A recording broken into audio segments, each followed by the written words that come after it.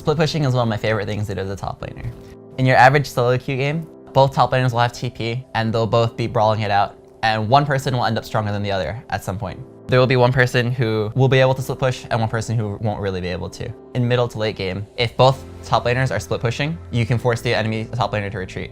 If you can establish dominance over the other top laner, then you have a lot of power to split push. If it takes two to kill you, like the top laner and someone else, then you can just push in as much as you want, ward up around yourself, and when they send an ally to go help the top laner kill you, or when they send two or more people to kill you, just have your team go elsewhere, take Baron, pick Dragon, or another lane.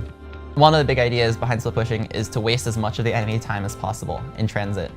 Being the strongest person with TP on the map is huge. Even if you aren't the strongest duelist on the map, if the strongest duelist on the map doesn't have TP, that's still a big advantage to you. You could go split push bottom lane, wait for that duelist person to come show up, and then you just TP with your team and fight 5v4. They can't send their strongest duelist to fight you unless they have TP as well. Once you're in a position where you are set up in a lane and your teammates are set up at an objective, like either you're set up top lane pushing and your teammates are at Dragon, or more importantly, you're bot lane and your teammates are at Baron, and you are stronger than their top laner, or whoever on their team has TP, you have so much power. You can very easily force them to fight 3v4, or you can fight them 5v4 pretty easily, as long as you don't overexert yourself and get caught. The last thing you want to do when split pushing is just get caught by the jungler or something like that, and then let the enemy team regroup, kill your team 5v4, and then take an objective. So you want to bite off like exactly as much as you can chew. Think about how deep you can go into the enemy base without fully dying. You want to be able to just barely escape every time if possible, since barely escaping will waste a lot of the enemy's time. If you have TP and you're stronger than all of the opponents with TP, split push, like whenever you can. Because you can always have your support throw down a ward and be in the fight within 4 seconds. If you're ever the weaker person with TP, you want to go for hard engages. You want to force the top laner to TP. Your best bet when the opponent is split pushing and you can't stop them is to force a 5v5. Because a 5v5 is a lot better than a 3v4 or a 4v5. Also, if you're playing against someone who's split pushing and they're being very effective, time their TP. The base cooldown is 300. You can hold tab, mouse over their teleport icon on the scoreboard, and find out how much they've reduced the cooldown by via masteries or items. Figure out when it's up, and when their TP is down, force objectives, since you know they can't split push and also be in the fight. Sometimes you'll deal with a split pusher who doesn't have TP. You might deal with a team with Flash Ignite or a team with Flash Ignite, or maybe a Master E. Those champions typically are very good 1v1 duelists. Usually you won't be able to send one individual person who can beat them. Try to quickly go gank them without letting them get vision. Hopefully you'll have sweepers, or hopefully you'll know where some of their wards are, and try to avoid them. If they see you coming for their split pusher, then they'll know to start on the other objective while you chase their split pusher. Even if that split pusher doesn't have TP, that's still a problem.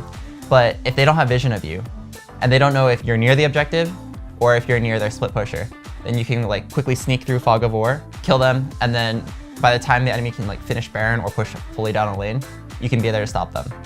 A little extra note on split pushing. You don't always have to have a champion there to split push. The obvious other method is Banner of Command. If your support or mid laner buys it, you just Banner of Command the cannon minion at the beginning of the wave, and almost guaranteed it will like slowly build up a wave and push. What's beautiful about it is you won't just get one minion wave to the tower. You'll send one wave that's a little bit stronger than the other, and while they're fighting, your wave will just barely kill their wave while still staying alive, and then it'll regroup with the next minion wave since they would have been fighting for so long. So then your minion wave of 7, like 6 minions plus the 1 empowered minion, will grow to like maybe 10 and then like 13. It won't grow by 6 every time because some minions will die, but more of your enemy minions will die, and your minion waves will clump up because they'll pause to fight the enemy minion wave, and during that time, the new minion waves will catch up. So if you Banner of Command a minion, expect that to push to your enemy like inhib in like 3 or 4 minutes with a huge wave. If you have 2 minion waves of about equal size that meet up somewhere on the map, and you want the lane to eventually push really hard with a big wave to your enemy tower, don't kill the wave. Instead, kill like half of the wave. That way, your minions will stay there to finish off the lower number of minions on the enemy side, while the next wave builds up to it, and then you can quickly build up a large wave. If you have a wave of 10 minions and the opponent has a wave of 6, those 10 minions will easily kill the 6, like without losing nearly any minions. And in the time that it takes to kill them, the next wave will have built up with them and it'll just keep growing. So if Baron's coming up in a minute or maybe 2 minutes and you want to prepare for it, and bot lane is pushing in towards your tower, trim the wave, kill 3 minions or so, and then go for the Baron fight. If you happen to win the fight, then you have a huge wave at bot lane that you can use to just push in and end the game. If you lose, at least that wave bot lane is there, they can't push in bot lane. You can do that with all lanes as well. You can just coordinate with your team to get all lanes pushing before the Baron fight. And since everyone will be dancing around Baron in the jungle, not touching the minion waves, even if you do end up losing that Baron fight, the enemy team won't be able to push in, they won't have any minion waves near your base. The enemy team can travel to your base pretty quickly, but the minions always go at a fixed speed. So if you get wiped out, and everyone has a 40-second respawn time, but all the waves are on the enemy's side of the map, they will not be able to kill anything unless they try to tank it. They definitely won't be able to end the game.